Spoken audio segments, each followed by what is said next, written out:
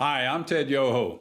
Last week, Ms. Ocasio-Cortez went to the House floor and gave an erroneous detail of our exchange on the Capitol steps to fit a false narrative.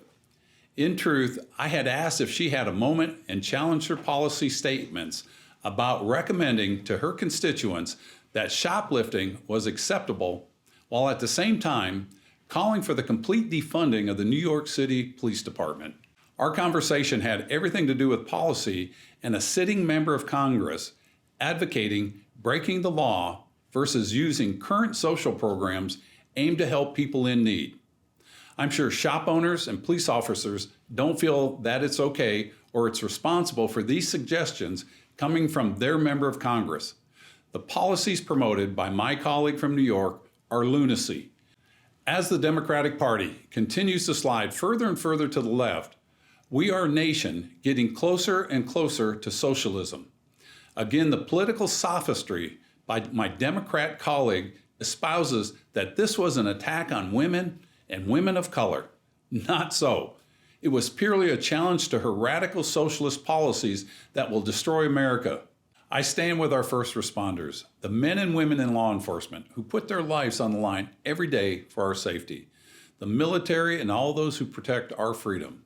I stand with our farmers, our ranchers, teachers, the store owners, moms and dads who make our nation the greatest nation in history. I stand with the American people, and when I hear language that berates them or policies that advocate breaking the law, making their jobs harder, I must speak up. The House of Representatives is where every citizen has a voice. It's filled with people of every walk of life. Allowing those voices to disagree and challenge each other is the hallmark of our republic. Socialism is dangerous, and it's the antithesis of what America was founded on. We must reject these dangerous ideas and promote all things that make this country the land of opportunity, the land of freedom, of liberty, and individual rights. These American ideals are what leads to the American dream. If we go down the path of socialism, America will not be the utopia the left promises.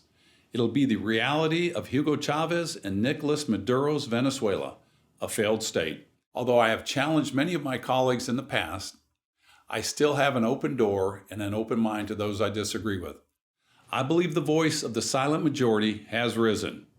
We've had enough. Thank you for listening, and God bless.